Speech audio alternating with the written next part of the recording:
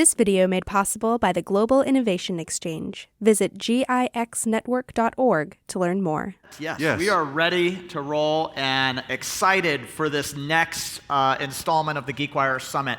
We have been working on this for months. This is the finals of the GeekWire Elevator Pitch Startup Competition presented by Smartsheet. So let's hear it for these finalists. Woo. That's right. We started this partnership with Smartsheet several months ago with this crazy idea.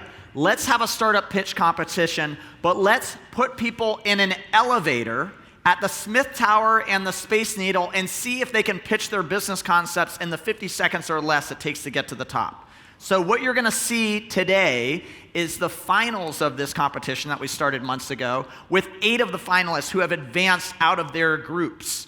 And to give you a little bit more of a sense of what this is like, let's take a look at the video. Some startups go up, others go down. Welcome to GeekWire's Elevator Pitch, presented by Smartsheet. 27 entrepreneurs competed in this unique startup competition over the past 9 months, pitching their groundbreaking ideas on the way to the top of Seattle's Smith Tower and Space Needle. Now, with 8 finalists remaining, operating in areas as diverse as artificial intelligence, health tech, and real estate, we'll finally crown the winner. The clock is ticking. Jump on board with us for the final ride of the elevator pitch.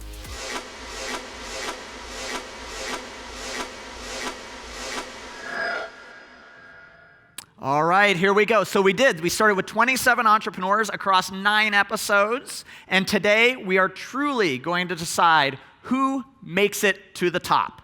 We're not in an actual elevator, we're here on the GeekWire Summit stage, but nonetheless, we're gonna have a lot of fun with this. And this is where you can get involved. You can have some fun here too. Make sure you've installed the app, the GeekWire Events app, and you can vote at the end of the 8 presenters today on which pitch you thought was the best. That will be our Geek's Choice winner, which we'll announce at the end of this session. So with that, what we're going to do is we're going to bring up each of the finalists. They're going to pitch for their 48 seconds. We're going to go through them rapid fire. And then after that, our judges, our esteemed judging panel, will pick a 3rd place, 2nd place, and 1st place. And then we'll turn it to you for that Geek's Choice. So let's meet our judges. T.A. McCann, a serial software entrepreneur, professional sailor, and managing director of Pioneer Square Labs, who sold his last company to Google.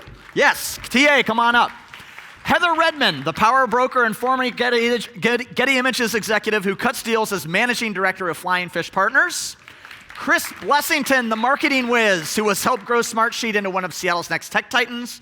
And Richard Tate, the motorcycle riding Scotsman who stirs up new ideas inside of Starbucks.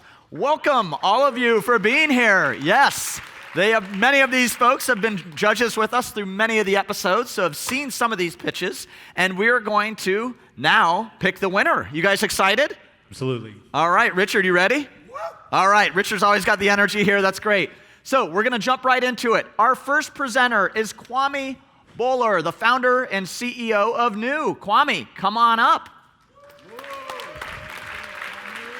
All right, Kwame, good luck. Thanks, John.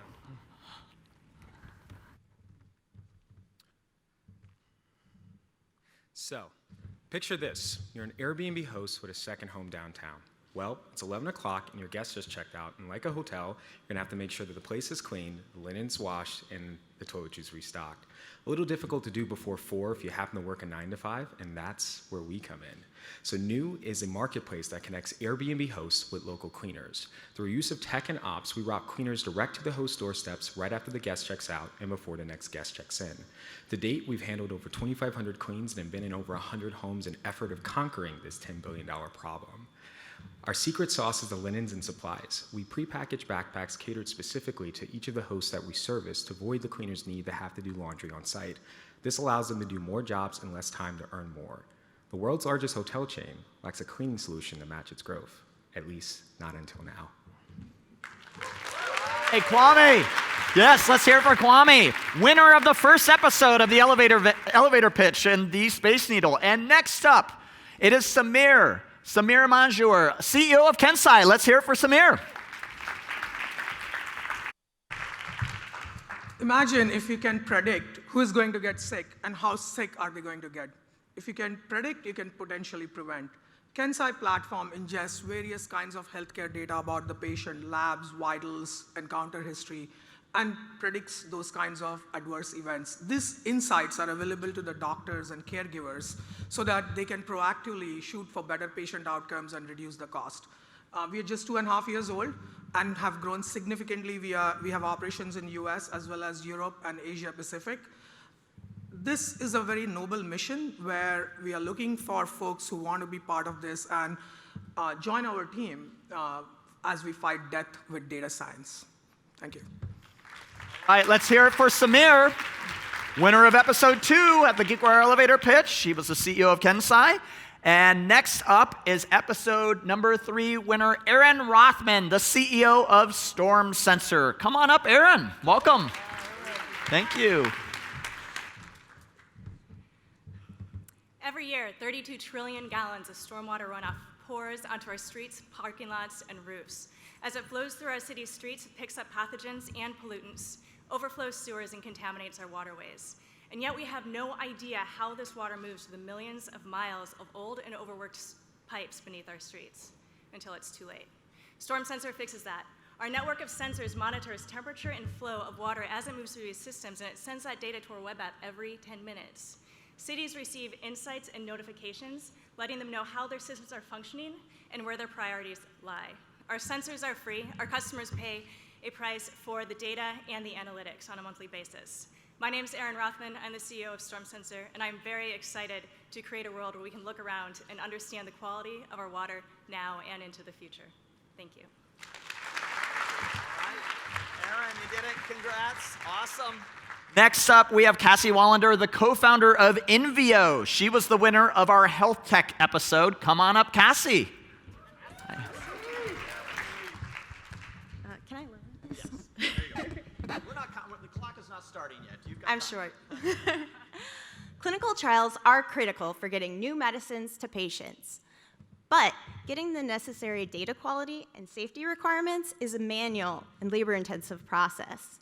This causes delays, a big chunk of a painful $45 billion spent every year, and life-threatening mistakes.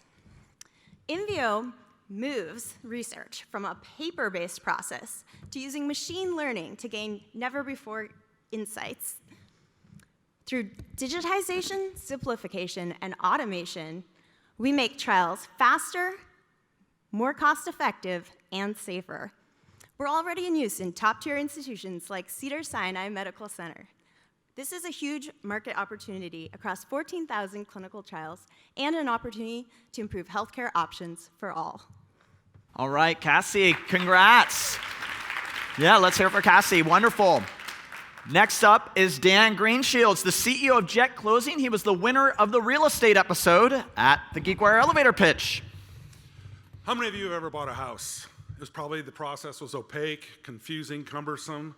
Well, that's the problem Jet Closing's here to solve. The US real estate market does 6 million transactions a year, 20 billion in revenue for closing companies. Our product is 100% cloud-based, delivered direct to mobile first. Our product will pay brokers commissions in 60 minutes after recording. We are a flat fee, nobody in the market is that. We deliver to your phone 7 days a week, 24 hours a day, 30 seconds, a property report, preliminary title. Our revenue is growing rapidly. We're growing 50% month to month. We're going to end this year at about an $8 to $10 million run rate.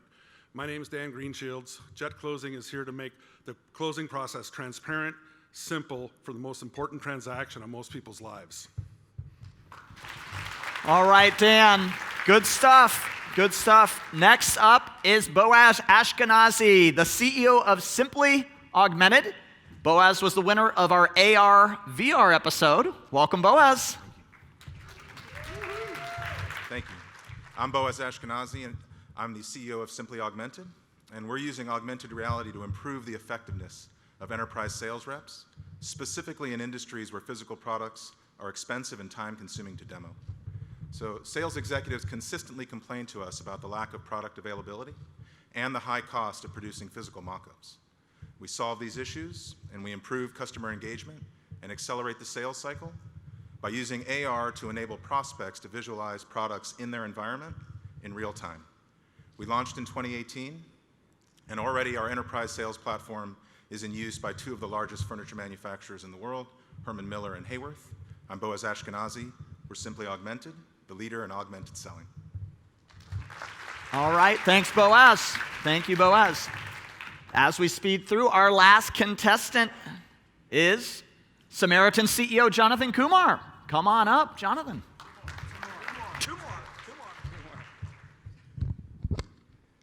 This one's easy. Step outside the hotel right now, and you'll see that homelessness is one of the greatest issues of our time. Cities, healthcare systems, and business owners are spending hundreds of millions of dollars per year combating it, and we're losing. Samaritan provides free, incredible digital wallets designed for people without a home, connecting them to simple financial capital and relational guidance needed to leave the street. Our pilot here in Seattle has helped over 25 individuals already leave the street, saving the city an estimated $500,000 a year and earning our first $100,000 in revenue. Our vision is to help people without a home in 99 more cities in the next 5 years, and we'd love to have you join us. Thanks, Jonathan. That's Jonathan from Samaritan. And finally, next up, we hear from Energov CEO Slava Agafonov. Have you ever thought about how many batteries surround us and how big companies like Tesla and Samsung are testing these batteries and analyzing data in them?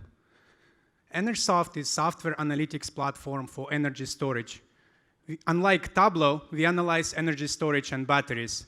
Our advisors from NASA are helping us to do predictive analytics on these batteries and predict performance and lifetime of these batteries, predict problems with them. Our customers like Microsoft using this software to test laptops and to help to predict performance of your devices. We received grant from Amazon and we're raising $1 million seed round to expand our software to the markets in China and Japan and Germany. Thank you. All right, Slava. Great stuff. Thank you so much. Now, next step on this, we are going to let our judges huddle and confer. It's a hard choice, isn't it? Yes. Now, Richard, TA, Heather, you sat through a lot of these episodes. Chris, you're hearing many of these for the first time today. What makes a good pitch? Clarity, consistency, where you understand all the different aspects of the business in a very short amount of time. Yeah. Chris has got a comment there. Passion. Good. Richard, thoughts? Yeah, I was going to say the same thing. Passion for your business and believe in the idea. All right. Heather, what makes a great pitch? Oh, I get 2 microphones. That's good. I think at the end of the day, the business also has to matter. And it can matter either to other businesses, it can matter to consumers, it can matter to the world, but it has to really move the needle in a meaningful way. So when we're listening to these, we're listening for that conviction from the entrepreneur, an understanding of that market, but also a sense where we can really get behind that idea and believe in it.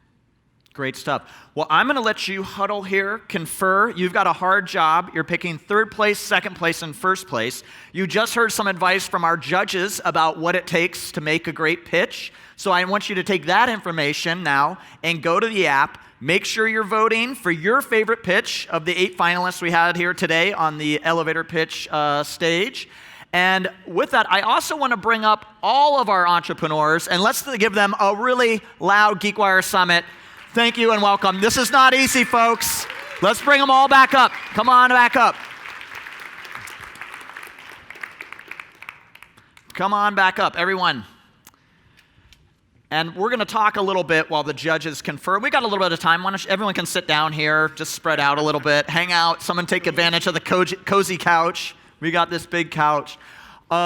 So this was an interesting experience. Kwame, you're right next to me here. So you did something very interesting when you pitched in the first episode of the Smith Tower, and I actually think you pulled it off this morning too. What was your special sauce that got you into the winner's circle here to begin with? Space Needle. That's right. And practice. Honestly, I did the one thing that most people didn't think to do. I just actually practiced on the elevator. So Kwame, let me elaborate a little bit there. Kwame showed up 2 days before or 3 days before and was taking consecutive rides up and down the Space Needle elevator, mumbling to himself his pitch. And I think they almost kicked you off at one point. But then somebody recognized you from a TV show you were on or something, or an episode. What was that all about? The night before, I got featured by KCTS9 for another segment that I was in called Pitch Black, and the operator on the elevator recognized me, and because of that, she was like, "Oh, yeah, the Airbnb cleaning guy." I was like, "Yeah." That's cool. So who else has thoughts about what it was like in terms of pitching inside an elevator? Terrifying. Cassie, yes, what was it like? Really, give the insight. This is like the behind-the-scenes part of the elevator pitch. It gave me a new fear of elevators, a phobia I didn't have previously.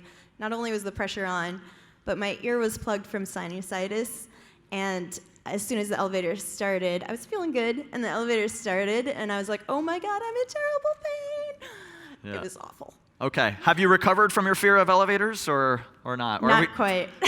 Permanently traumatized you? Permanently. That's great. And yeah, Jonathan, why don't you say a few things about your experience in the elevator? I wish I would have done what you did. I didn't account for the acceleration upwards. I almost passed out. We had to do like 4 different takes to film it. And so by that fourth take, I'm just kind of mumbling through my words, but somehow I made it through. It was interesting up here today because Jonathan, I got it. I think they got me. Jonathan, did you notice he was one of the last ones to pitch? But he pulled the mic off the stand. He owned it. I thought that was really impressive. He did. Yeah. By the way, I want to point out, so to vote, you go to the app, you go to polls and questions, and then look for Geek's Choice. That is where you find it in the app, if anybody's having any problems with that. That's great.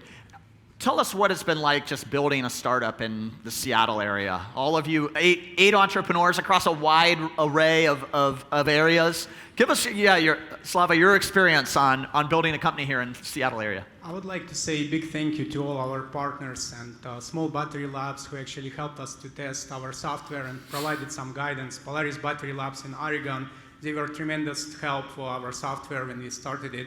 And all companies, like even Microsoft and bigger ones, they, always really helpful with startups. They understand how challenging this can be and how important this problem for clean environment and clean energy is on our planet. So everyone is trying to be really nice, and they help smaller companies. Yeah, Aaron, you're also operating in kind of the clean tech space with an environmental product. How have you found building your company here in Seattle with a product that's maybe not traditional software, traditional type of company that you see out of the startup ranks in Seattle? Well, to start, we're not building a game, despite what initial investors asked us to do. Building a game? Wait a minute. Why don't you change it into a game? I guess you could have been Pokemon Go. We could have, but it's not our passion. I'm very proud now that when we started, stormwater wasn't really a thing that anyone talked about, and I feel like having pitched as many times as I have and gone through this whole process with all of these amazing people in this town, that now it is a conversation, especially with the hurricanes and everything that we're dealing with. It's really amazing to be a part of a solution that we can build, and to have the teams around us and the investors behind us to help make this happen has been extraordinary. And cool.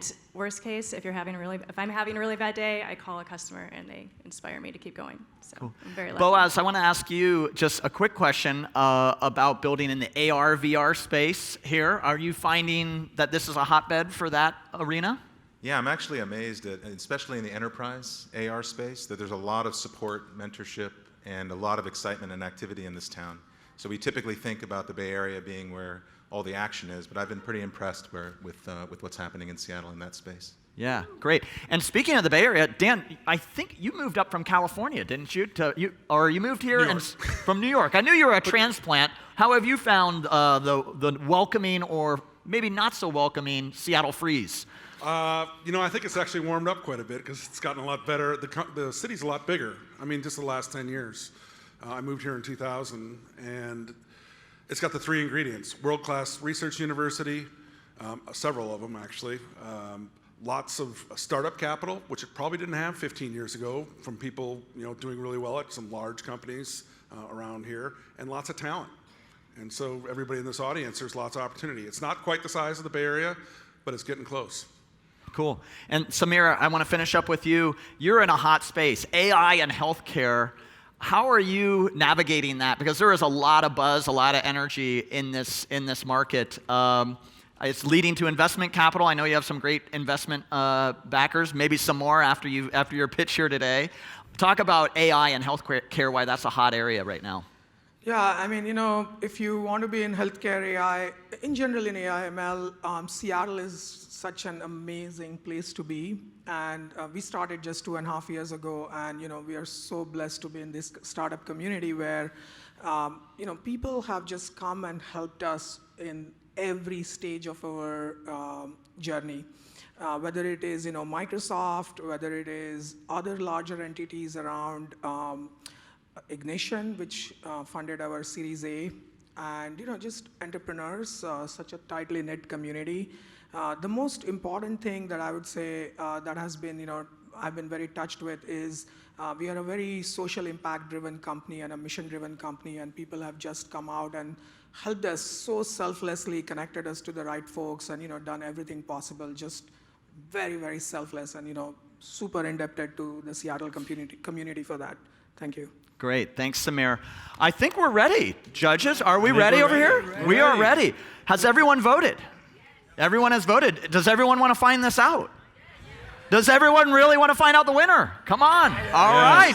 I do. Who is up? Who is going to do the honors here from the judges? Third place winner? You're going to start with me. But before we start that, I did want to just say that this has been a tremendous experience for all of us. I mean, we started not knowing what we were doing either, and we've learned with you, and John and crew, you guys have been amazing to work with.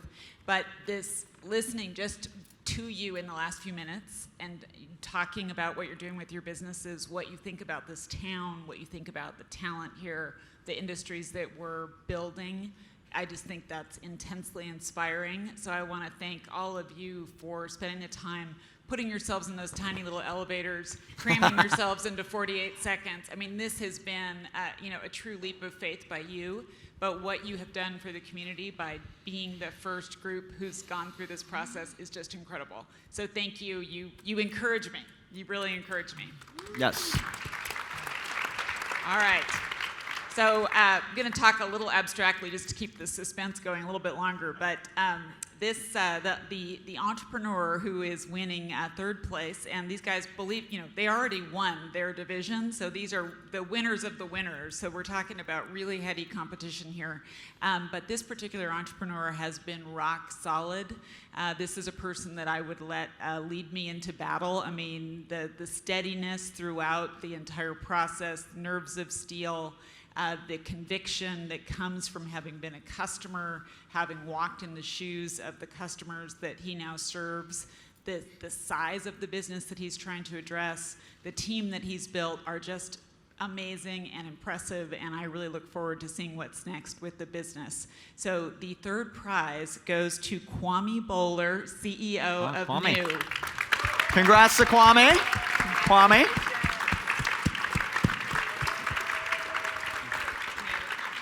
What else, let's just keep going with that. What else stood out to the other judges about the new business and Kwame's pitch? I love the adjacency to a very fast-growing market. So capitalizing on that flywheel and being a part of that growth of that industry, I thought was really smart. And great kicks. Yeah, I was going to go with the kicks too. But I think it's so measured and calm. Like, I have confidence in you running this business, and confidence is such an important part in someone we want to follow and lead. Cool. Ties into that passion thing that Chris was mentioning. Definitely there. So congrats, Kwame. You've got a prize package coming your way from the Space Needle. You'll be going back to your favorite spot. You can practice some more. Didn't that work out perfectly? All right. Next up, second place. Who do we have? For our second place, I actually teach at University of Washington entrepreneurial influence, which is all about pitching and telling your story. So it's been really inspiring to watch all of you guys do it throughout the whole process. As an entrepreneur in Seattle, I also want to just thank GeekWire for what you guys have done for the community. Well, thank you. This is the fun stuff. This is the fun stuff. And this has been a really fun experience, I think, for all of us. So also, thank you for Smartsheet for stepping up and making it all happen for us. Yeah. It's great. Thank you. Now, for the second place. As I mentioned, when you asked me about what do we think is really important is sort of this confidence and clarity about what the business is, what it does, where it's going, where it is at this moment in time, and somebody who holds presence on the stage, somebody that you understand and you can sort of follow. And for that, the second place goes to Aaron from Storm Sensor. Aaron Rothman. Yes, Aaron. Congratulations, Aaron. Cool. What else stood out about the Storm Sensor business or Aaron's pitch? Are we always going to go in a row? This could be No, fun. and Okay. anyone can jump in. Yeah. Anyone can jump in. So I think these infrastructure businesses, they are such great ways to make a huge difference in the world, but also make great money. And I think Erin is really onto something. I mean, this is a huge market. It is really needed. She is selling into climate change, which is a huge issue that we're all going to be confronting for some time. So her business is absolutely essential. It's not an optional purchase. You've got, every city is going to need to have this worldwide, and so I think she's going to build an incredible business that will probably extend to many other market segments as well as she thinks it through. And one of the potential challenges I remember coming up in the episode was just selling into city governments. I think that was one of the concerns. Richard, any advice or tips for Erin as she thinks more about that? Yeah, we talked a lot about that in the episode, was just the length of the sales cycle. And you did a great job of identifying which municipalities were going to be the ones that were going to be early adopters. So I think that prioritization is the right approach. Yeah, wonderful.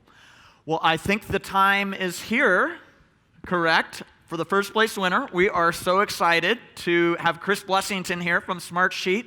Chris, what is by the way, you've won a Smith Tower prize package. That'll be coming your way before I forget.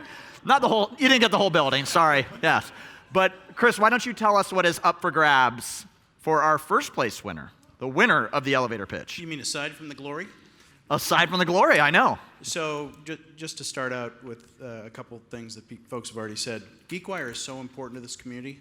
Smartsheet's a business that's gone through a number of evolutions over we're a 13-year overnight success story. And we've watched as the importance of John and everyone's work in the tech community has risen and become more and more important. And so I'm likely to... so the prizes. Excuse me. Yes, prizes. Recognizing that Screw all that crap, Chris. Let's get to the prizes. Startups are widely varying things. And we wanted to recognize that growing a startup, being able to manage a startup is an important thing. So that's a lot of what Smartsheet does. We help businesses grow and execute their work most effectively. So for whichever of you is the winner, in fact, I would offer that for all of you, we were happy to offer licenses in perpetuity for Smartsheet. So that's for all of you. For the winner, you'll get a much larger package that includes a fair amount of solutions help as well to be able to build a process that helps you scale your business. So in addition, and recognizing that startups are funny things and can take many different forms and different parts in their as they evolve through their maturity, some have office space, some don't. Some are playful, some aren't. So we wanted to offer some options. So for the winner, if they don't have an office space, we're going to fund a year's worth of WeWork space for them. If they do, having a place to do good work is important. If they do have an office, we're going to recognize that a trope of startups is you have to have either a foosball table or a ping pong table. So for the winner, you can choose either to have an office via WeWork, or if you have an office, you can choose some fun for that office. So we wanted to have a little fun with that. So congratulations to all of you. Is it time? I think it is time. Chris, who do we have? So I'm on pins and needles here. I am not nearly as sophisticated at this as Heather and TA and everybody are. So I'm pretty much gonna tip as I explain. So tech is having a tremendous impact on our communities, right? Industry is having a tremendous impact on our communities. We've seen that here locally. I mean, the incredible animus around the head tax issue, and the Seattle City Council decided to pursue that issue. The fact that there are tech organizations banding together to try and do good for the challenges that can be created when industry has an impact on the communities has led to a number of things surfacing. So as you sit up here and you think about who gave the best pitch, which business has the best potential to actually have an impact on the world, I think we all agreed that Jonathan and his company Samaritan. Wow, Jonathan Kumar of Samaritan. Correct, congrats. All right, Jonathan.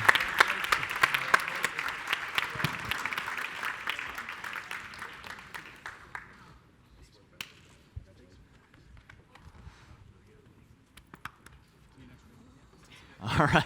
Sounds like there's an investor meeting that's already been set up here. Yeah, and in addition to that fancy trophy, everybody's striving to be a unicorn, so we'd love to offer you a unicorn as inspiration. That's great. Thank you. Jonathan, let me just ask you a couple things. How are you feeling? Surprised. Yes. Shocked. Yeah. I mean, just the attention that you guys have given to a space that is traditionally not addressed by social enterprises or companies. Yeah, I'm shocked. So really appreciate your guys' insight and the wisdom that's to come from hopefully each of you. That's great. Well, I think we all agree that we all want Jonathan Kumar's company to be successful because we all recognize the challenge that he's tackling. So we wish you the very best. Congrats on all of this prize package you're walking away with. Also, a big thanks to Smartsheet and all of our judges for being here today and being a part of this. But we still have one housekeeping item left. It is time for our Geek's Choice winner. So if you have, we have it here. Geek's Choice. Let's see, who's smarter, the judges or the audience? Wisdom of the crowds. We shall see. So the Geek's Choice winner goes to, and they have won 8 passes to the upcoming GeekWire Gala, December 6th at the Showbox. Kwame Bowler, takes home the Geek's Choice Award. Kwame, congrats. Congrats to you. Awesome. Wonderful stuff. Any final comments, remarks from the judges about just the pitches and what you heard and the variety of industries that you got to see throughout the process? I would just say for all you entrepreneurs out there, it's so difficult to continue to think about the different lengths of your pitches. A difference between meeting somebody at a cocktail party and getting it done in 15 or 20 seconds to 50 seconds to a minute to 5 minutes to 30 minutes, and the ability to adapt the pitch of what's most important was really impressive to see all these entrepreneurs do that. So, John, has anybody heard the Mark Twain phrase that I didn't have time to write you a short letter, so I wrote you a long one instead? 48 seconds is an instant when you're standing here, so unbelievably well done. I mean, clarity and purpose expressed. Let's have a big round of applause. Absolutely. This is not easy to do, folks. I actually gave it a try on the first episode. Our great crew that filmed these episodes for us, they needed a test run. And so they said, "Oh, John, go up and pitch GeekWire up the," and I'm afraid of heights anyway. And so I'm going up there, and I'm like, this is hard to do. I was struggling with it. So really, hats off to all of the entrepreneurs for winning your episodes, for being here at the GeekWire Summit. Let's have one other big round of applause for them. Thank you. All right, thanks so much. Yep.